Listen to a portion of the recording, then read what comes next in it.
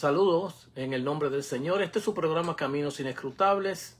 Les bendecimos en el día de hoy y les recordamos a todos que el Señor es bueno y que para siempre es su misericordia y que su deseo es bendecirnos a todos. Bien, en el día de hoy vamos a estar trabajando con todo el asunto que hemos estado estudiando sobre lo que es el reino escatológico, o cómo el Señor Jesús en sus predicaciones se veía a sí mismo predicando un reino como una realidad presente en su ministerio, en sus obras, en sus sanaciones, en sus liberaciones de demonios, y a la misma vez veía el reino de forma escatológica.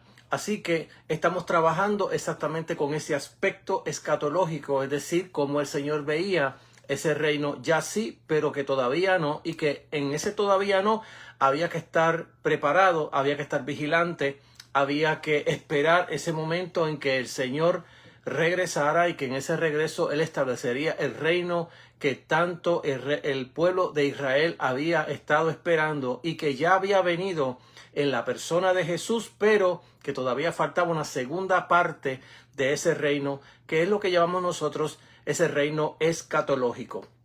Las parábolas de Jesús, que son exactamente las ilustraciones en imágenes, cómo Él está llevando el mensaje del reino es a través de imágenes. En las parábolas están las imágenes de la siembra, de las vírgenes, de los deudores, del hijo pródigo, de las ovejas, etcétera, etcétera, etcétera. El Señor va llevando toda su enseñanza de las doctrinas que Él está enseñando, de lo que Él cree y predica, lo está llevando en forma de imágenes. San Pablo, por otro lado, va a estar llevando el mismo mensaje, pero desde otro punto de vista, desde el punto de vista hermenéutico o teológico, es decir, cómo Él está interpretando este mensaje de Jesús es de una forma teológica, hermenéutica, para enseñar lo que Jesús ya había predicado. Una de las cosas que yo he encontrado en el Nuevo Testamento es exactamente cómo Jesús predicó las cosas que Él estaba predicando, sus doctrinas, sus enseñanzas, bajo imágenes. San Pablo la está enseñando de forma teológica. En el día de hoy vamos a estar tocando una de las parábolas que tiene una sencillez maravillosa, a la misma vez se ha complicado en manos de personas que piensan que esta parábola hay que sacarle hasta la última,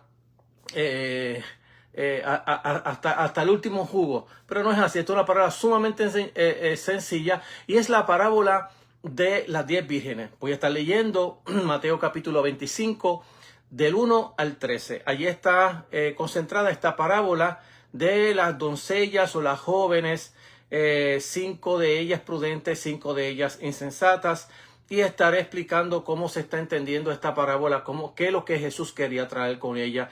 Recordemos que las parábolas, Jesús va a tomar siempre las parábolas, cosas del mundo de Jesús, de su momento histórico, y las va a transformar en verdades espirituales, en verdades acerca de cómo Jesús está entendiendo su ministerio, su vida, su práctica de evangelización al mundo, llevando el mensaje evangélico, es decir, el mensaje que Dios, que el tiempo ya se había cumplido y que el reino de Dios se había acercado.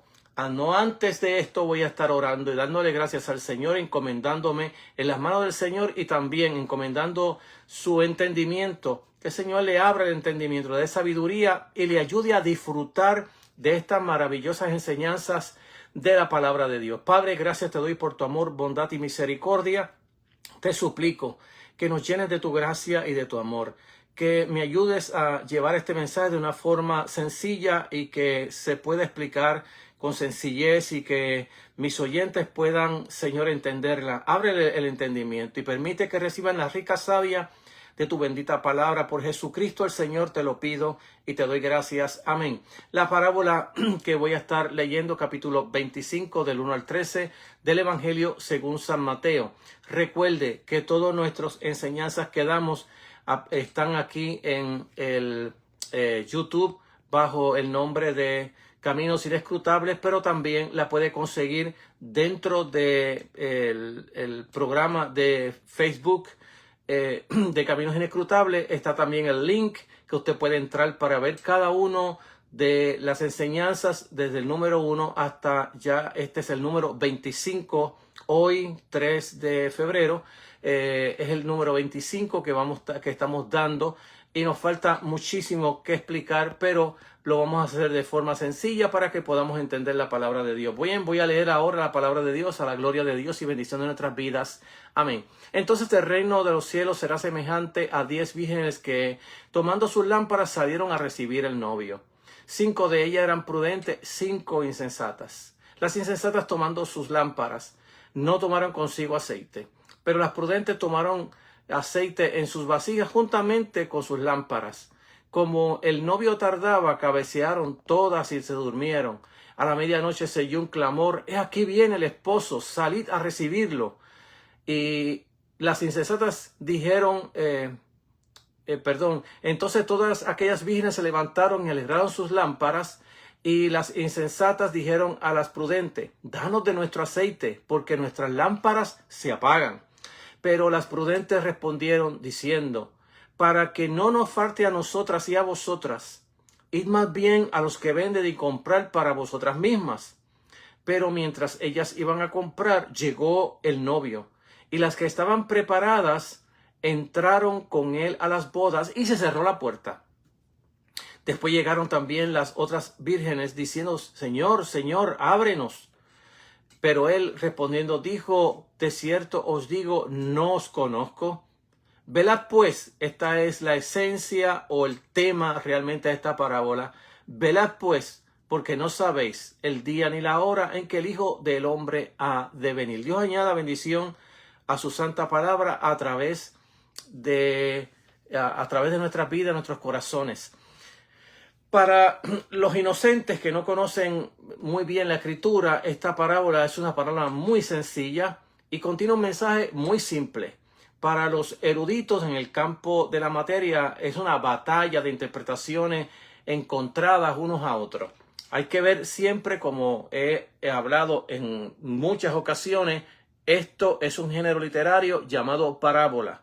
Por lo tanto, cuando hablamos de las parábolas hay que interpretarlo tal como es el género, una parábola.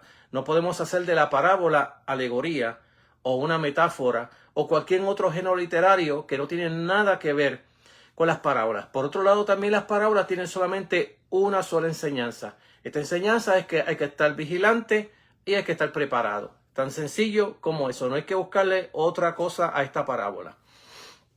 Ahora, por un lado, esta parábola tiene que hablarle a los oyentes de Jesús. Es decir, que Jesús no estaba hablando al aire, que Jesús no estaba hablando para otras generaciones por allá, que no estaban con Jesús presente. A su auditorio es que Jesús le estaba hablando. Desde ese punto de vista vamos a interpretar esta parábola. Pero también esta parábola tiene una enseñanza para nosotros, por la sencilla razón de que de la misma manera que el Señor había predicado el reino y le estaba predicando a la gente de su tiempo, como llamamos nosotros, a los judíos del primer templo. Es decir, cuando hablamos de los judíos del primer templo, estamos hablando de los judíos del tiempo de Jesús. De esos judíos que estábamos hablando. A esa gente la parábola tiene que haberle hablado, de lo contrario Jesús estaba hablando al aire. Lo segundo, la parábola nos va a hablar a nosotros porque todavía estamos esperando el reino escatológico. Y esto es lo que hace de esta parábola una parábola escatológica que tiene que ver con el reino de Dios que se ha lanzado, y ese reino de Dios que aparecerá en el futuro. De eso se trata y por eso hay que estar vigilante y preparado. El reino de los cielos se asemeja a una historia, y vuelvo a repetir, una historia. Es decir, que lo que Jesús está contando en esta parábola para mostrar cómo es semejante el reino de los cielos, él va a tomar una historia de su época, y en este caso una boda. Y de esa boda es que él va a tomar esta parábola para ilustrar lo importante de la vida, que es ser sabio y estar preparado para el momento de la venida del Señor, que en este caso es la venida en la historia, es la venida de un novio que ya ha aparejado a su novia, ya la ha desposado y que viene por ella. y que las doncellas que van a participar del gran banquete, en este caso el banquete que se practicaba, que se comía en el tiempo de esa boda, como fueron las bodas antes cuando todavía yo era un niño.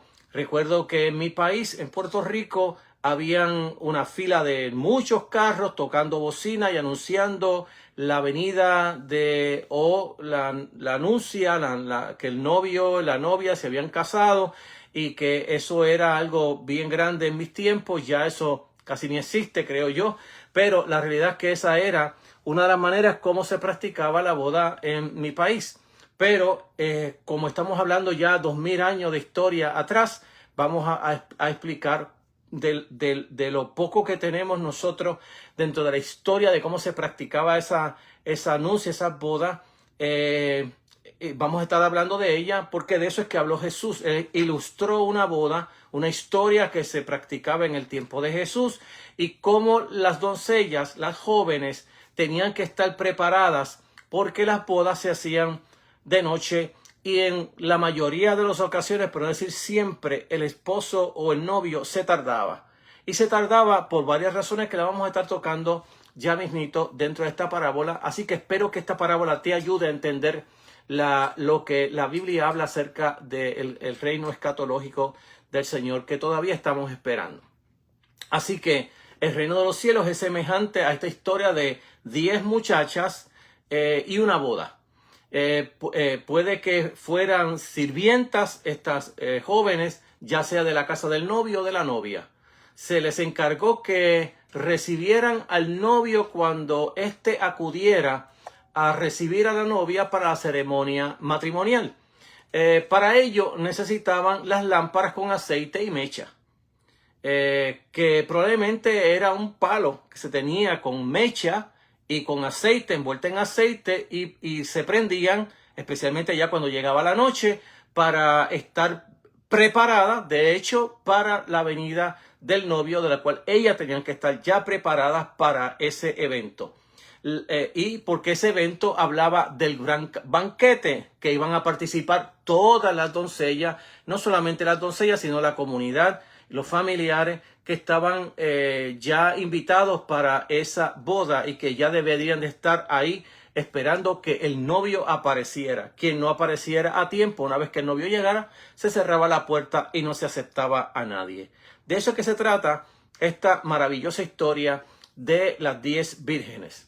Así que yo voy a estar hablando a lo último de las dos interpretaciones que esta parábola tiene para aplicarse a la vida del creyente. De las otras que hay varias, no las voy a tocar por el hecho que para mí no tienen importancia por no ser bíblicas y por no ser históricas. Históricas porque tienen que tocar la historia exactamente de este asunto de la boda, y que no es bíblica porque hermenéuticamente no tiene razón para explicarla. Así que las muchachas habrían encendido las lámparas cuando recibieron la orden de recibir al esposo. En el periodo se espera que el aceite se consumió. De ahí el grito de las muchachas insensatas: nuestras lámparas se apagan. Verso número 8. La relativa sabiduría de las muchachas se pone de manifiesto en el hecho de haber cogido o no una jarra de aceite al lado de la lámpara o del palo con la mecha, con la que si acaso el novio se tardaba, echarle más aceite al palo con la mecha para poder mantener la lámpara encendida, ya que el novio solía tardarse en estas bodas. Así que Jesús está tomando una historia de su momento común, de su momento histórico, para revelar al reino de Dios en lo que es semejante ese reino. Fiel a su costumbre, el novio se retrasó y las muchachas se quedaron dormidas. Cuando a medianoche sonó un grito: mirad, el novio, salid a recibirlo. Todas las muchachas se despertaron, pero las lámparas de las insensatas parpadeaban ya a baja luz. Se les negó la petición de aceite a sus amigas, a sus compañeras, con el argumento de que ninguna lámpara quedaría encendida si ellas compartían el aceite con las otras vírgenes. Así que mientras estaban en la tienda comprando, llegó el novio, la comitiva nupcial entró en la casa para el festejo o para el banquete, que en este caso representa lo que llamamos teológicamente el banquete escatológico o la fiesta escatológica, que común en las prédicas de Jesús, él estaba todo el tiempo hablando acerca de ese gran banquete escatológico. Así que cuando las tontas o insensatas llegaron tarde, pidieron ser admitidas a la boda y fueron rechazadas.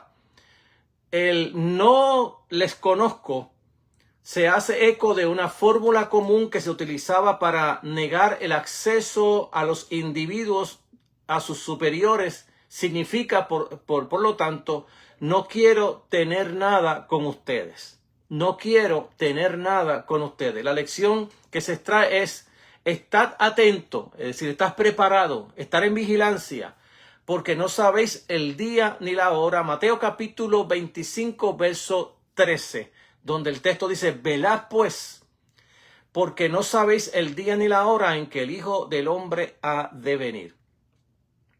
Para la parábola distingue entre los comportamientos prudentes y efectivos y las actitudes no visionarias e imprudentes, las decisiones pensadas y las improvisadas. Una vez más, la parábola de Jesús pone en clara contraposición dos tipos de actitudes en la vida de la gente que escucha el mensaje de Jesús. En este caso se identifican como personas prudentes y como personas imprudentes. Las 10 jóvenes, que en la Biblia se usan, depende de la versión, las 10 vírgenes, estaban conscientes que necesitaban prepararse bien para la llegada inminente, pero no se sabía cuándo, inminente, y en medio del proceso buscaron sus lámparas para esperar la noche, el instante oportuno, el momento de celebración. Aunque hicieron algunas gestiones, no todos se prepararon bien para recibir al novio. De eso se trata esta parábola tan maravillosa. Ahora, quiero hacer unas similitudes que hay dentro de estas jóvenes, dentro de estas doncellas, para que veamos qué la Biblia dice acerca de eso, para que veamos que solo esta parábola tiene solamente una sola enseñanza y no 20 enseñanzas. Es decir, que la parábola no es una alegoría, sino que es una parábola. Las similitudes que vamos a encontrar en las jóvenes es, por un lado, que todas eran jóvenes o vírgenes o solteras. Eso es lo que la Escritura dice, no importa la versión que usted lea. Que todas tenían el palo con la mecha o la lámpara. ¿Sabe qué? Pues para nosotros, pues, ¿qué sería hoy? Para nosotros, pues, una linterna. Hoy tenían una linterna. Quizás nosotros, más modernos, ya no tenemos, como yo era un niño, un quinqué, sino que lo que tenemos ahora son linternas, flashlight de LED, muy seguro. Y que estas flashlight de LED necesitamos tener extra batería o un lugar de cargarla, porque algunas son recargables. Así que sería, si fuésemos a ponerlo en el día de hoy, dentro de lámpara, pues habríamos hablar de flashlight de LED para esperar al esposo. Bueno, así que vamos viendo todas las similitudes que hay dentro de estas vírgenes. Por otro lado, todas salieron a recibir al esposo. Es decir, que una vez que se le da la orden que ya va a haber la fiesta de la nupcia, la boda, ellas ya se preparan para recibir al esposo. Todas van a recibir al esposo, todas se van a llevar sus palos con mecha, en este caso, y aceite en ella, porque eso ayudaba a mantener la luz encendida. Es interesante que en este tiempo que estamos nosotros narrando hoy, lo que no había luz eléctrica, y lo que se usaban eran exactamente lámparas. Si fuéramos en los días pasados nuestros, serían quinqué. Bueno, pues vamos a llevarnos quinqué. En este caso era un palo con mecha, aceite para mantener como combustible el aceite, en este caso para mantener las lámparas encendidas. Porque en este banquete, en esta fiesta, se celebraba exactamente con todas estas lámparas. Bueno, imagínense, de noche y celebrar una boda y no tener lámparas, todas ellas encendidas, pues imagínense, ni el novio ni la novia se ve, ni nadie de los invitados se va a ver. Así que es importante que había que tener estas mechas con mucho aceite encendidas esperando que llegara el esposo.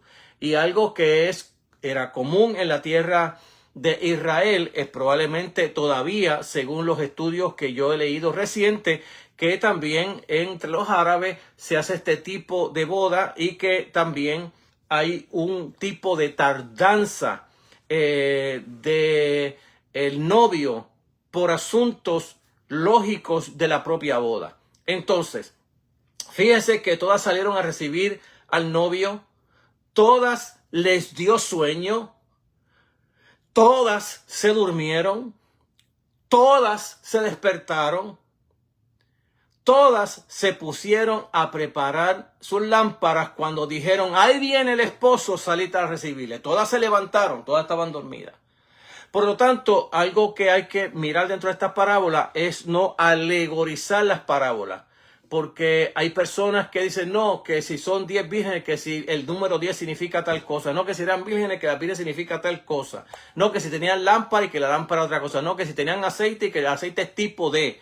Que se durmieron todas. Es importante que ante la demora del novio, todas se durmieron y no hay nada dentro de la parábola que diga que dormirse es malo.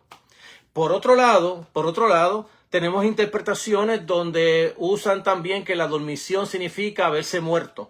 Bueno, nada de eso es lo que habla la parábola, porque la parábola lo que está tomando es una realidad histórica de una boda, y dormirse no es morirse. Entonces, tenemos que mirar la parábola desde el punto de vista que es algo histórico, algo que sucedía en el tiempo de Jesús y que Jesús lo tomó para enseñar estas verdades acerca del reino de Dios. Fíjese que lo que hace la diferencia entre estas doncellas, estas vírgenes, estas jóvenes, era que las prudentes llevaron, aparte de llevar el palo y la mecha bien ungido con aceite para que se mantuvieran por mucho tiempo prendida, llevaron al lado de ella o con ella una vasija llena de aceite.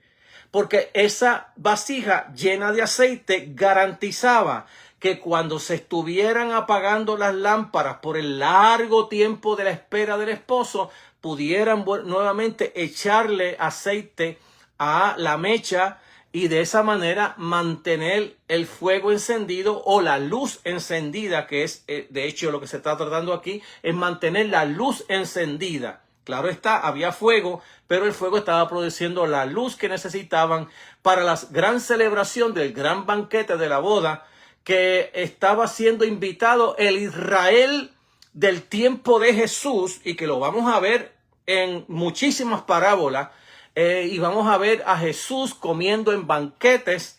Por eso es que Jesús dice que lo iban a criticar como comilón y bebedor, porque estaba comiendo y bebiendo donde quiera que estaba, celebrando la llegada del reino de Dios con aquellos que en la mentalidad judía, en la sociedad y la cultura y la religión del tiempo de Jesús, no eran dignos que estuvieran en el gran banquete, y que Jesús había invitado a ese gran banquete ya sí a todos los pecadores, a prostitutas, cuanto nombre usted se puede inventar, cuanto pecado usted se puede inventar. Bueno, ya ellos estaban comiendo con Jesús a la mesa, mientras que los fariseos, que están tipificados de hecho en la parábola de los dos hermanos, el hermano menor y el mayor de la parábola del hijo pródigo, en este caso que el hijo mayor representa exactamente a este tipo de personas, a los religiosos, a los judíos del tiempo de Jesús,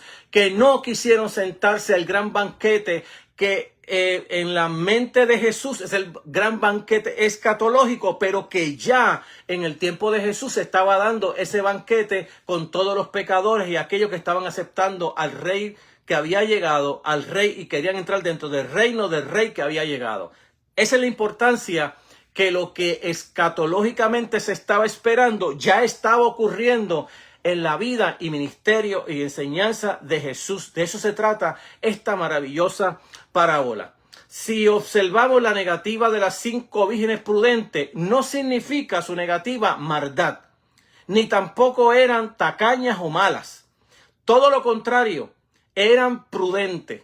Fíjese que cuando hacen la negativa de que no pueden darle del aceite de la vasija que tienen a ella, era porque todavía no sabían a la hora que iba a llegar el novio. Por lo tanto, no podían darle del aceite que tenían en la vasija, porque ya las propias lámparas de ella, las propias mechas ya se estaban apagando y había que echarle aceite.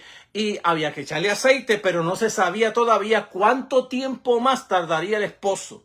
Por lo tanto, la negativa de ella no se puede entrar dentro del asunto de maldad, ni que eran tacañas o malas, sino en la prudencia. El banquete de la fiesta de la boda requería las luces, requería el fuego durante toda la fiesta de la noche. Por lo tanto, si se tardaba el novio, de hecho era costumbre que eso pasara, o sea que se tardara el novio, y por otro lado las lámparas encendidas durante toda la fiesta tenían que estar perennes en este caso. Y si la prudencia si las prudentes les hubieran dado de su aceite, ni ellas ni las imprudentes podrían entrar ahora en el banquete, porque fueron todas entonces ¿qué? Negligentes.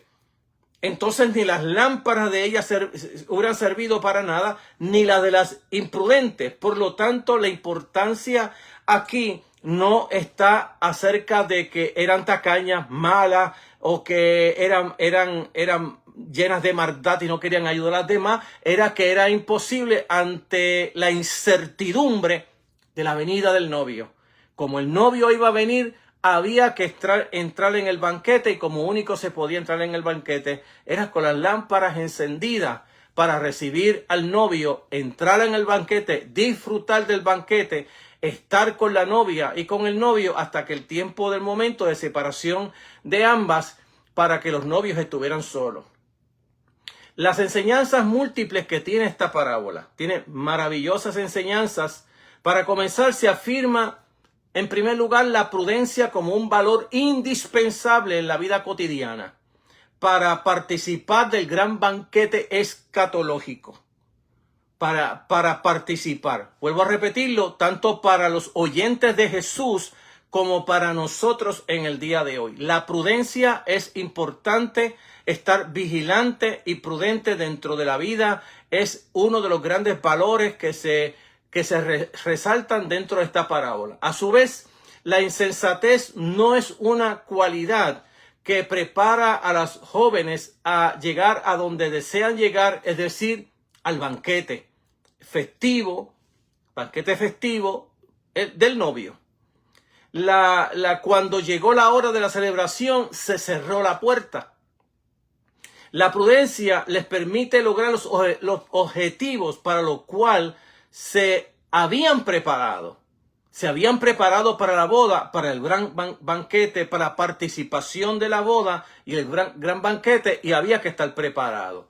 Entonces, la prudencia contribuye positivamente a lograr las metas en la existencia humana, mientras que la insensatez es un obstáculo mayor para alcanzar los objetivos de los proyectos de la vida. Así que esta parábola lo que hace es llevarnos a nosotros cómo Dios mira la prudencia, la vigilancia de aquellas personas que realmente desean participar del gran banquete escatológico, en la cual la iglesia del Señor, como en los tiempos de Jesús, el pueblo de Israel debía estar preparado ante la venida del novio.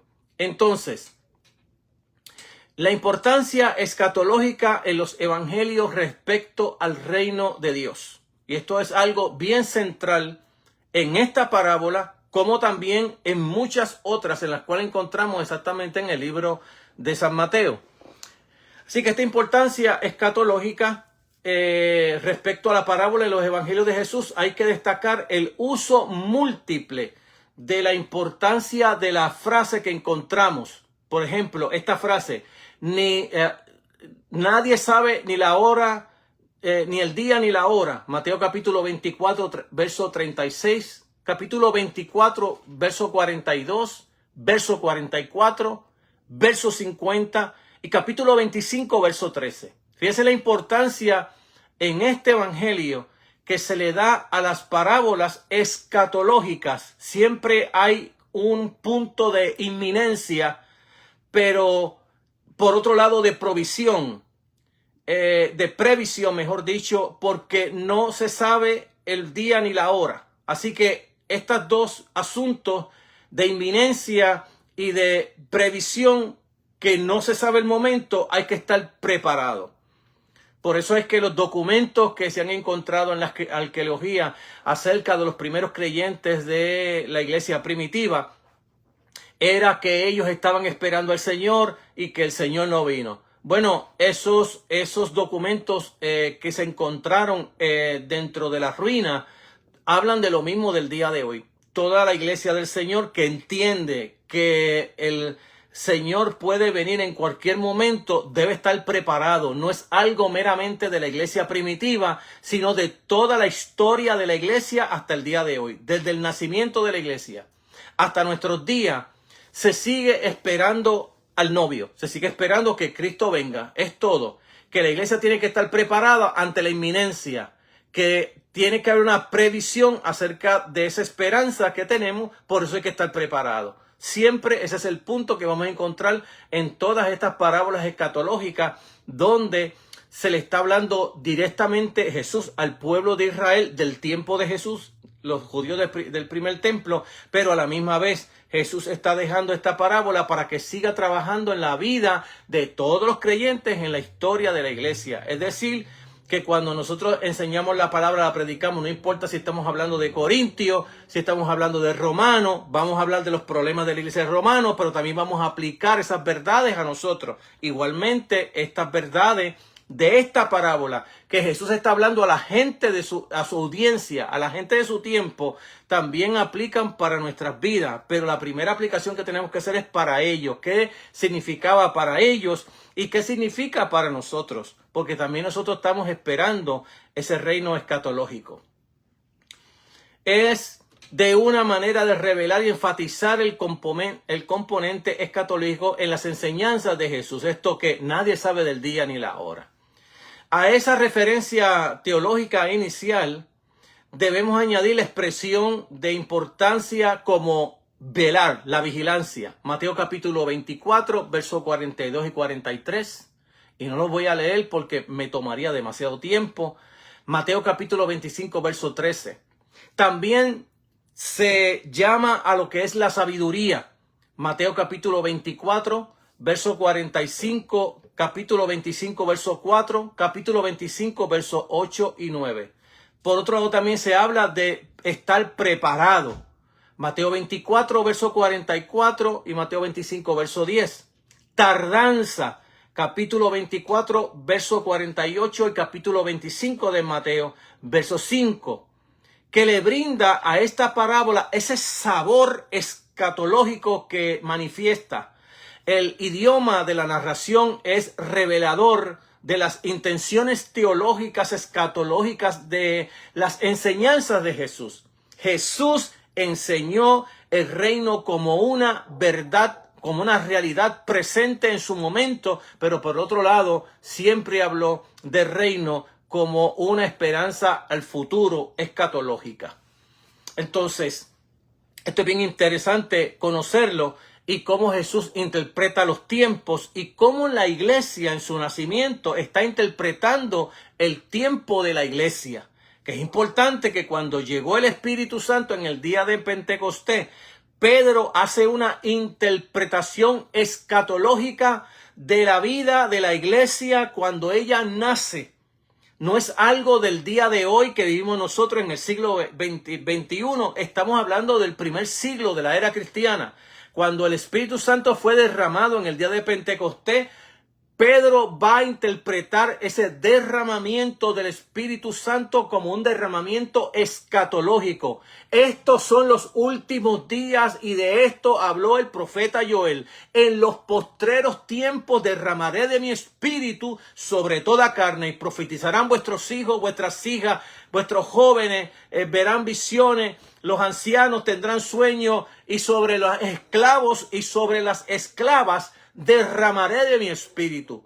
Por lo tanto, cuando estamos mirando exactamente estas enseñanzas de Jesús y estamos mirando cómo la iglesia está interpretando el nacimiento de la iglesia, lo está interpretando desde el punto de vista escatológico. La iglesia es el pueblo escatológico de Dios en el mundo desde el primer siglo hasta el día de hoy. Estos son los últimos días. Usted verá a Pablo diciendo, porque estamos en los últimos días. Verá hablando a Juan, estamos en los últimos días. No hay un profeta, no hay un apóstol en el Nuevo Testamento que no diga, estamos ya en los últimos días.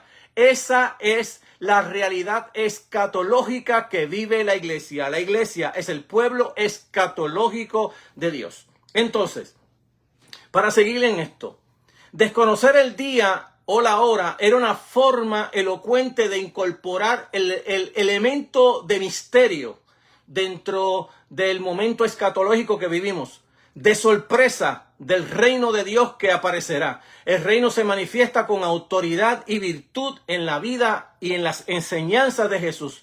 Pero la manifestación escatológica futura de ese reino soberano divino supera los límites del conocimiento humano. Por lo tanto, no sabemos el día ni la hora en que el Hijo del Hombre vendrá.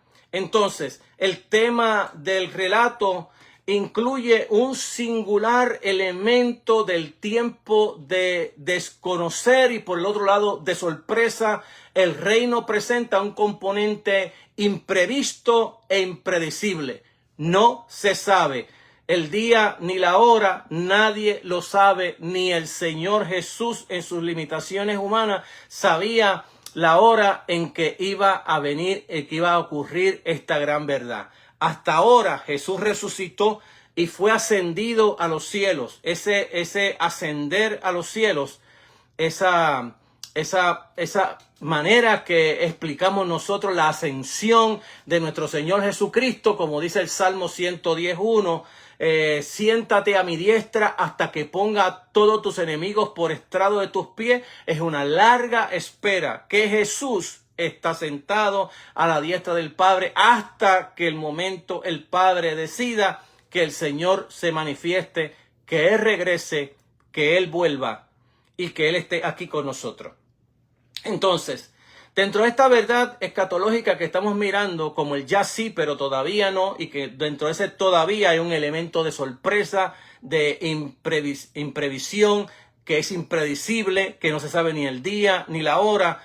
El Señor ahora habla de este asunto de una manera en que el ya sí, que el reino ya estaba y que esto le estaremos hablando exactamente en el tiempo de hablar de cómo Jesús estaba interpretando el reino como ya una realidad dentro de su vida y el reino escatológico que estamos hablándolo ahora. Una vez que juntemos estas dos verdades, es decir, el reino escatológico y este reino que ya que ya ha aparecido en la persona de Jesús, este reino soberano, y como Dios está haciendo las cosas ahora, no como en el tiempo de la ley, sino como ahora Jesús está haciendo las cosas y Él está autojustificando esas cosas diciendo, mi Padre hasta ahora obra y yo obro. Lo que yo veo de mi Padre hacer, eso es lo que hace el Hijo del Hombre. Es decir, Jesús está diciendo que Él está cónsono a la voluntad soberana de Dios y que está reinando ya ahora sí entre los hijos de los hombres, especialmente aquellos que le han creído, aquellos que le han aceptado como Señor de su vida, y en esos el reino de Dios es una manifestación de una realidad presente en el día de hoy. Vamos a tocar los asuntos que son importantes de la parábola, que son los asuntos culturales de esta parábola. Es decir, es una historia. Es una historia del tiempo de Jesús, por lo tanto, como es una historia del tiempo de Jesús, hay que mirarla dentro de ese asunto cultural y social de la vida de Jesús. En la cultura del Nuevo Testamento, la cultura de Jesús, los judíos del primer templo, la edad para que las jóvenes pudieran contraer matrimonio eran los 12 años de edad. Cuando le llegaba la pubertad, y los jóvenes debían de tener, lo menos que podían tener era 18 años para casarse. Pero las jóvenes eran solamente 12 años cuando le llega la pubertad. Entonces, el anuncio del compromiso matrimonial en la tradición judía se hacía regularmente en la casa del padre. Allí se daban, la casa del padre del novio, allí se daban exactamente los asuntos de cómo se iba a trabajar las cosas. Y de hecho, de ahí es que sale lo que se llama la tardanza. Se da porque en el momento de la boda, el novio va a ir a la casa de los padres. Y en ese momento se va a hablar de las cosas, cómo se van a hacer, las dotes que se van a dar, todas estas cosas, los beneficios, las esclavas que se le van a dar a las novias, los esclavos y esclavas que se le van a dar también al novio. Todo eso era un convenio que hacer, y muchas veces el tira y jala hacía que se tardara el momento de la aparición del novio. Por eso era que se tardaba. Entonces, el anuncio del compromiso matrimonial, las tradiciones que se hacían regularmente en la casa del novio, así el evento de celebración de la fiesta y las celebraciones podría durar varios días. En la etapa de inicial, la novia permanecía en la casa de su padre. El día de la boda, la novia, que previamente había sido preparada con las vestimentas ornamentales, los adornos, los perfumes, es escoltada al anochecer a la casa del novio de su padre y sus padres, y esa procesión efectiva de familiares y amigos.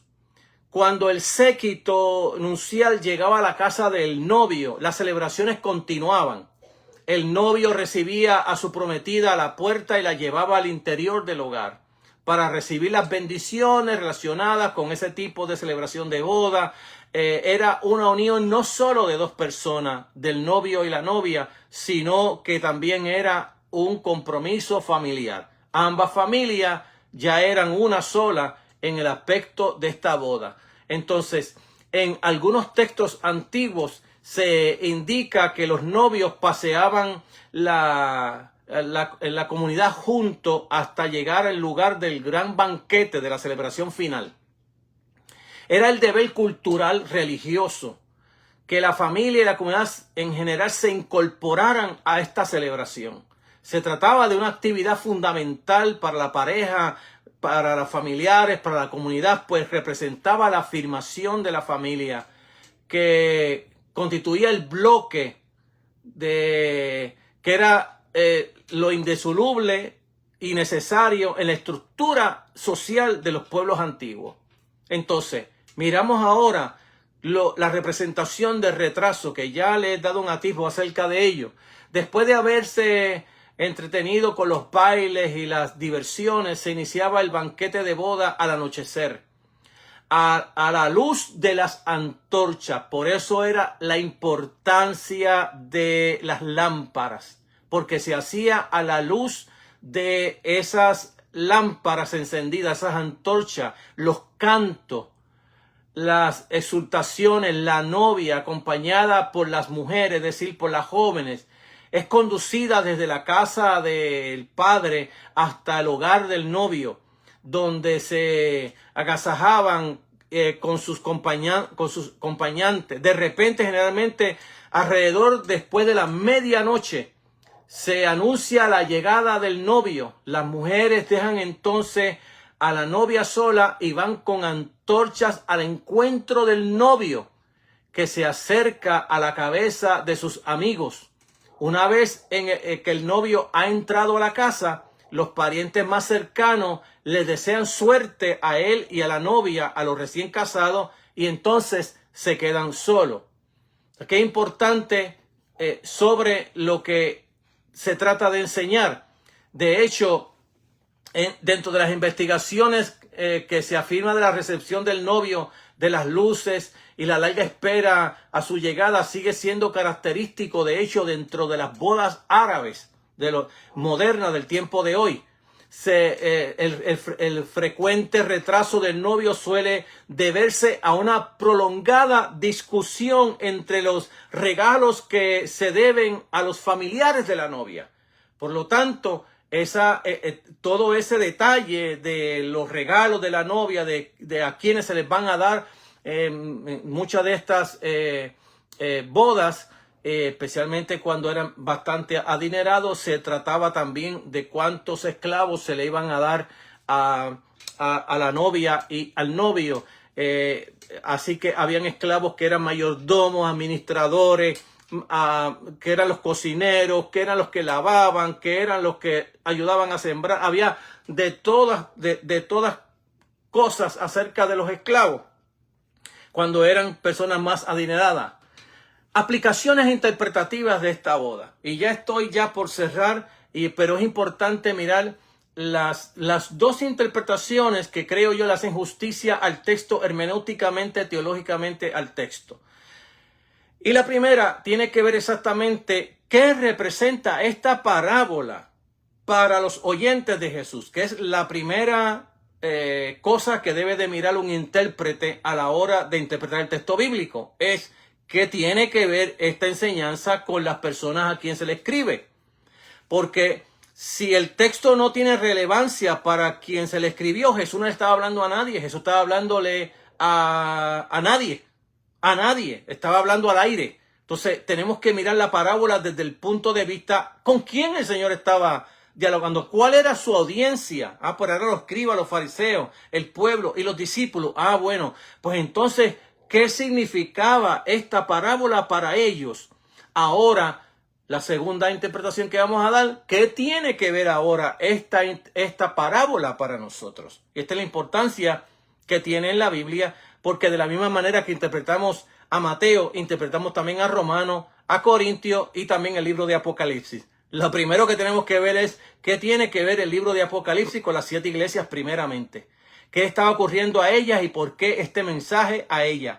Ahora, ¿qué tiene que ver para nosotros que también estamos sufriendo en esta vida? Las persecuciones, las guerras, las inflaciones, ¿no? Las persecuciones, la opresión de los reyes, de los poderosos contra el pueblo de Dios. Entonces, el libro de Revelación tiene una relevancia para mi vida, pero primero que tenía de relevancia para los que se le escribió ese libro. Y como Mateo está escribiéndole a los judíos y a esta audiencia era que Jesús estaba hablándole, ¿qué importancia tenía esta parábola para ellos en ese momento? Entonces, una buena posibilidad hermenéutica referente a esta parábola era que se trate de la advertencia de Jesús al juicio divino que se esperaba a Israel. Esa comprensión del relato sería entendible y aplicable, pues en el contexto general el mensaje estaban las autoridades, es decir, el Sanedrín y los poderosos del tiempo de Jesús, los que representaban el poder, que en este caso eran exactamente el sumo sacerdote y los sacerdotes. Y por otro lado, los escribas y fariseos.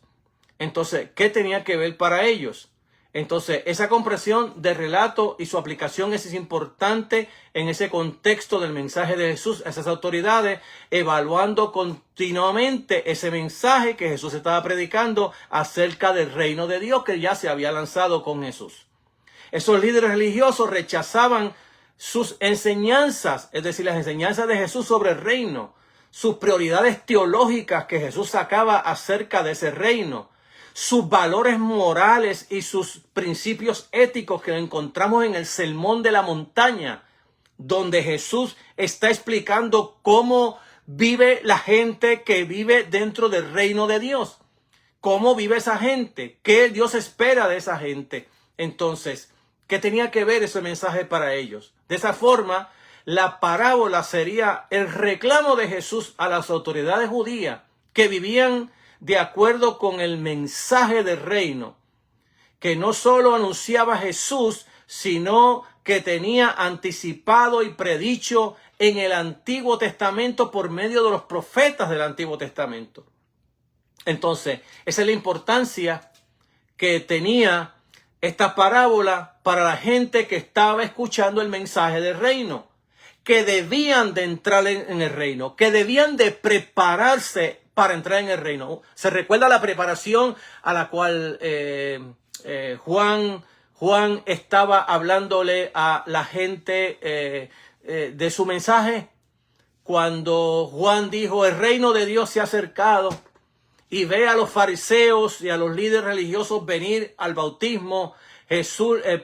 Juan les dice a ellos: generación de víboras, ya que están aquí, den fruto de arrepentimiento, prepárense ante la venida del rey y del reino que está en las manos del Señor. Tienen que estar preparados, porque ya el hacha está a la raíz de todo árbol, y todo árbol que no da buen fruto será cortado y echado al fuego. Así que Jesús estaba hablándole a ellos ante la inminencia del reino de Dios que se había lanzado en la persona de Jesús, que ellos debían de haberse arrepentido para entrar dentro de ese reino, porque el que no entra dentro de ese reino, pues lo que le cae es el juicio, y que el juicio en este caso le llega en el año 70 después de Cristo, cuando el general Tito y Vespasiano destruyen el templo y destruyen las murallas. Jerusalén es destruida,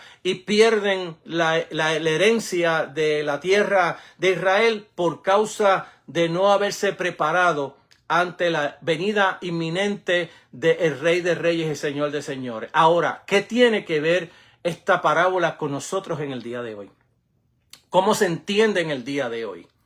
Bueno, sé que muchas personas, especialmente los dispensacionalistas, interpretan la lámpara, la vasija de aceite como símbolo del Espíritu Santo. Bueno, pero para mí eso es una interpretación pero muy equivocada del texto sagrado.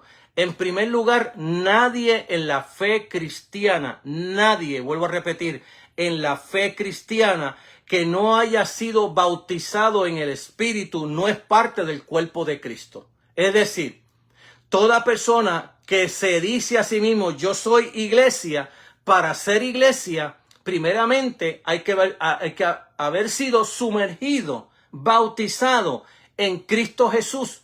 Así que no hay iglesia sin Espíritu Santo. Pablo lo diría ya en el capítulo 8 del libro de Romanos: si alguno no tiene el Espíritu de Dios, no es de él.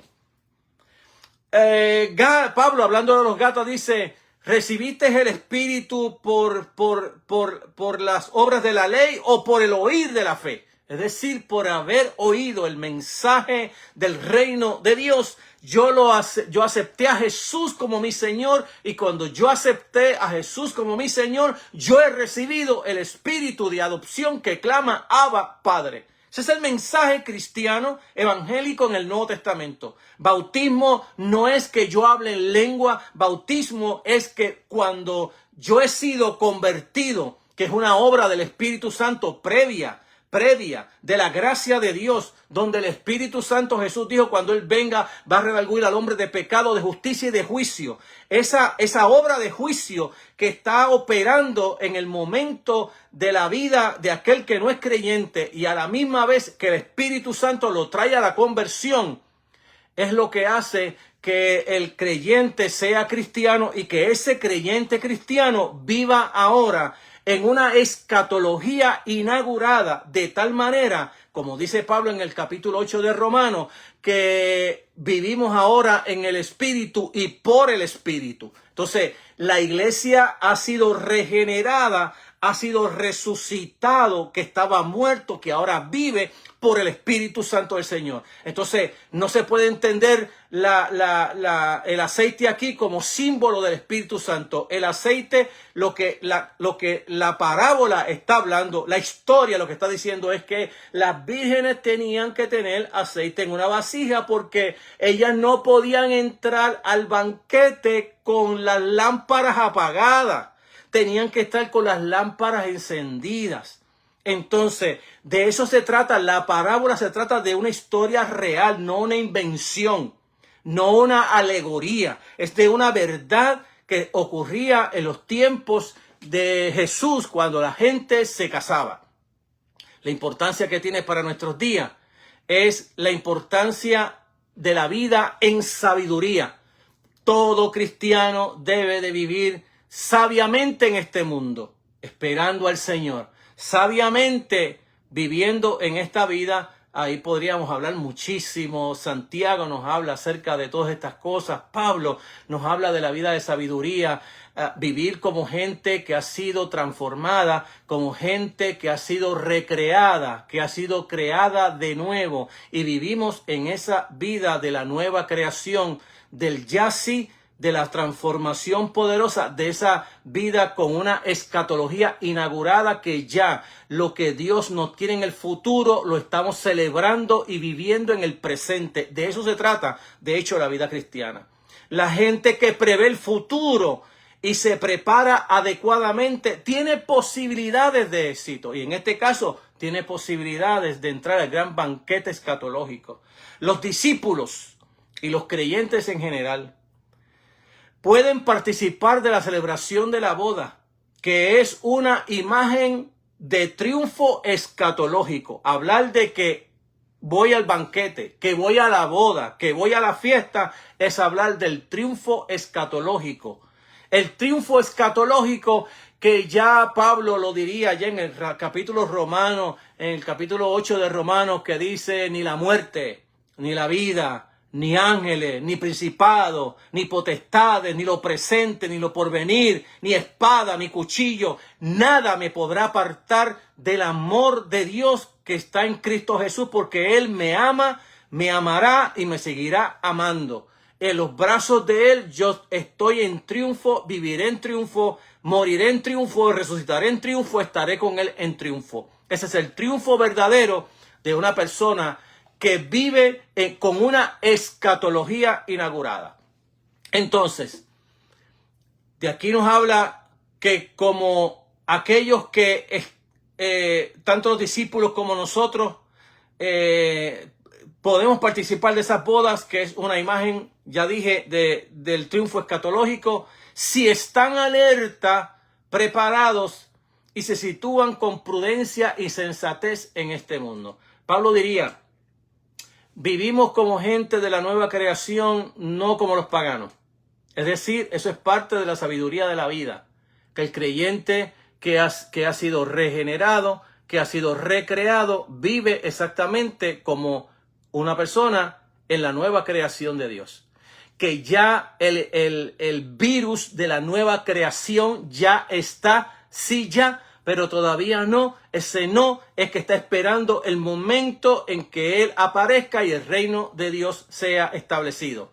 Entonces, lograr las metas como participar de las bodas es el resultado de las buenas decisiones, que en esta narración se relaciona con lo que es la prudencia. En resumen, la lección de la parábola pues es clara.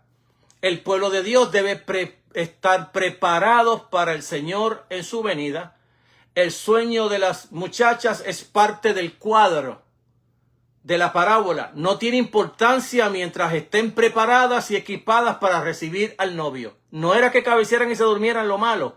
Lo que era malo era no tener aceite en las vasijas para tener mantenidas las lámparas encendidas. Por esta razón podemos reservarnos el juicio para la relación de Mateo capítulo 25, verso 13 con la parábola. A primera vista parece indudable que Mateo ha añadido el dicho sea o no a partir del capítulo 13, verso 35, pues en la parábola enseña la necesidad de estar preparado, no de permanecer despierta. Por otra parte, se define la palabra estar alerta, estar vigilante, ante la parucía del Señor, ante la aparición de nuestro Señor. En este significado, fácilmente estar preparado es la relación con la parucía, es el razonable y más seguro que así es como Mateo nos quiso enseñar a nosotros acerca de esta maravillosa parábola, estar preparado. Tal es la conclusión en esta parábola.